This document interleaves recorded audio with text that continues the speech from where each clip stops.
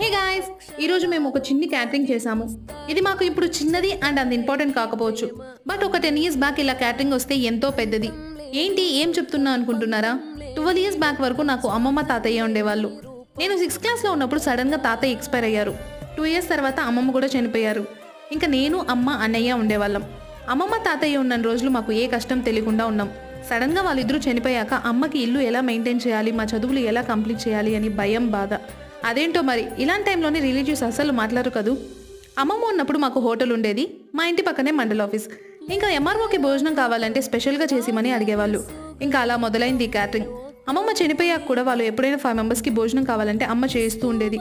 ఎందుకంటే అందులో వచ్చే అమౌంట్ అట్లీస్ట్ ఇంటి ఖర్చులకి హెల్ప్ అవుతుంది కదా అని. ఇలా ఎన్నో కష్టాలు, బాధలు, అవమానాలు భరించి నన్ను మా అన్నని ఒక మంచి స్టేజ్కి తెప్పించారు. ప్రతి సింగిల్ మదర్కి ఇలాంటివి తప్పవు, కానీ స్ట్రాంగ్గా ఉండాలి. నా ఛానల్ పునీత వ్లాగ్స్ని సబ్స్క్రైబ్ చేసుకోండి. Bye bye.